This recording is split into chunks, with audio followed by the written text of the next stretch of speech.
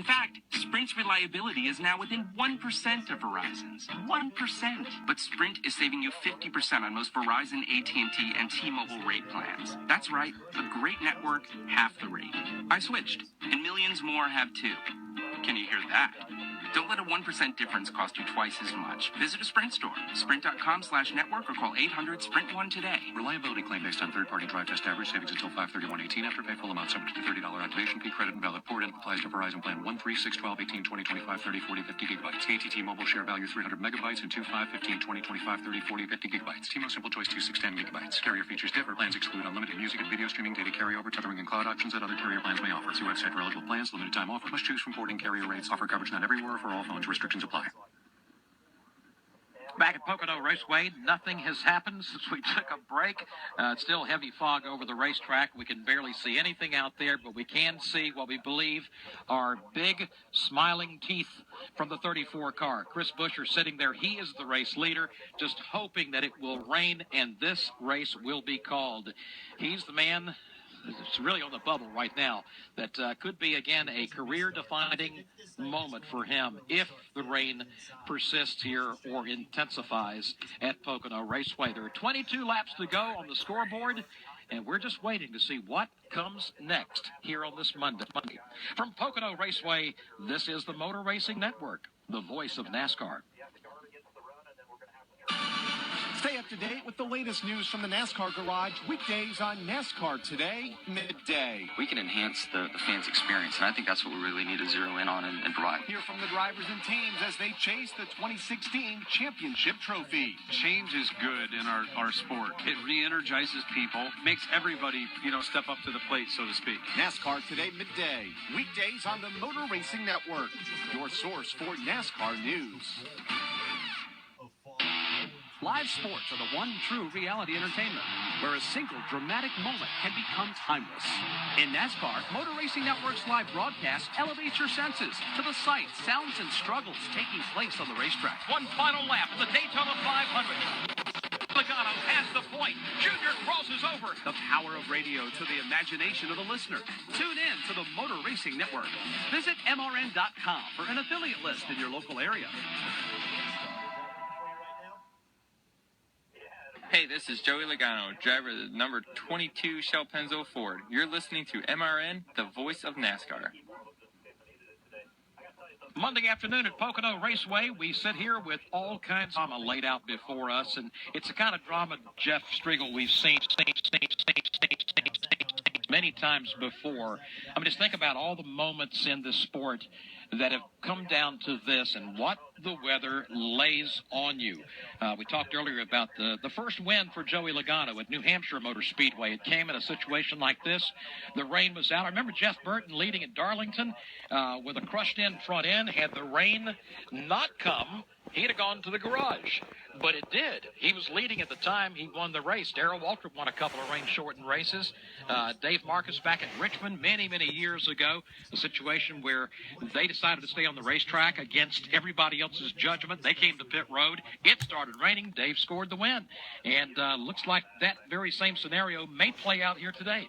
Well, you take a look at Dave Moody down in turn number 1. He's been broadcasting with the Motor Racing Network 25-plus years. Mike Bagley, same thing in the tunnel turn. And, Mike, I'll go to you on this. I heard, we all heard Dave talk about the fact that in 2 decades he's never seen anything like this. One of the craziest things we've seen in this sport. I certainly go back, Joe, and I know you probably will too, to Michigan when we raced on a Tuesday. Sunday was washed out due to monsoon-like conditions. The same thing happened on Monday. We finally got around to racing on Tuesday, put them under the green flag, or just as we were prior to putting them under the green flag, we had fog. So crazy moments as we travel around the country. Mike Bagley, this is something that I've got to believe is high up in the book of crazy things you've seen as well. Yeah, we had a race at Watkins Glen. This was a handful of years ago when in the middle of the race, a bank of fog came rolling up the backstretch, but just as it began, it quickly dissipated. I have the luxury of looking back towards the tower and over your shoulders, and there's a mountain behind the tower. That's normally the locals' barometer. When they say we've lost the mountain, that it's coming. Well, Fog has been hovering over that mountain, I would say, for the last hour and a half or so, and it's been creeping in and creeping out. I saw Dave 1 minute, didn't see him the next, and the sun was out, then it started to drizzle, then it got cloudy, then the sun was out, then we've had just about everything imaginable. Right now, though, I can see turn 3 just fine. It's the tower in turn 1 and halfway up the Long Pond straightaway. That's the challenge in the fog department as we speak. Well, it'll lift for a few moments, and then it intensifies. And right now, we're in the height of intensity because it really has built up. What little bit we can see across the racetrack into the garage now is starting to disappear. And you can see the fog just rolling in like tumbleweeds, almost as thick as that, coming in off of turn number 1, back across the front straightaway here. Once again, turn 1, the Long Pond stretch, the tunnel turn, and very soon turn 3 will be completely invisible to us. We're looking at a radar that is available to us, and like Mike pointed out, we do have rain that is very nearby. It is a small cell, but it certainly would appear as though it has Pocono Raceway dead in its sights. That would not be good news for Brad Keselowski and Regan Smith and Kevin Harvick. It'd be huge news for Chris Buescher.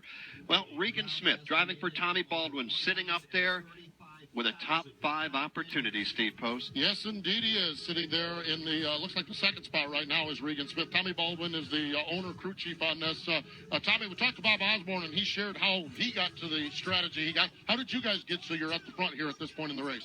Yeah, I mean, I would say probably the same way. We pitted late the last caution there and gave us the chance to stay out a little bit longer. These guys short pitted so they can get in clean air and get more position, so when everybody ran through the cycle, they were going to be better off. But we didn't have a choice. We were just going to go wait till the end of the pit cycle, and obviously the fog and the rain and hopefully more fog comes in, and we can take this third place and move on. What would it mean? I know we're not cashing the checks, we're not doing anything, but for you guys, a small team, and front row, another small team, what does it mean for a small team to maybe able to pull a third place finish out here today like you guys are looking at? Yeah, it would be huge. Obviously we all work very hard in this garage, and we probably work on an eighth of these big team budgets, so to give the little guys a little boost every now and then is pretty cool. Pretty cool indeed. That's Tommy Baldwin Jr. He is the owner and the crew chief of this number 7 car. And guys, talk about interesting races and interesting strategies with rain. There was a Daytona 500 about 5 years ago, and it was the year, and the headline story was when Juan Pablo Montoya hit the jet dryer. It was that was the headline story. But if you remember in that race, we sat there in a rain delay. Tommy Baldwin's car, might have been Dave Blaney driving it, was at the lead of the field, and we watched the rain go everywhere but Daytona International Speedway, and they nearly picked up a Daytona 500 win with this, and right now they're sitting there in the 3rd spot. I think we all remember that, Steve. Just some amazing memories when you think about it. Your favorite racetrack or a place that you were at, and some of the crazy things that have taken place. I remember Mike Bagley and I and some of the motor racing crew at the old Nashville Fairgrounds for a NASCAR Xfinity Series race, and it snowed. And I think the high temperature on that given day was about 32 degrees, Mike. And if you remember that when we showed up there, the temperatures in Nashville were 70 plus, and all of us came unprepared for what Mother Nature was going to deal us that day. Yeah, a certain individual that was actually working the corner at Nashville Speedway, USA, just Regal, had to go out to Kmart and get, what was it, an insulated suit that you could wear? I mean, we had a hard time finding provisions because out of nowhere drops this snowstorm. I say storm. Well, to Nashville, Tennessee folk, it was a storm. It dropped about an inch or two of snow, but it turned very cold. That was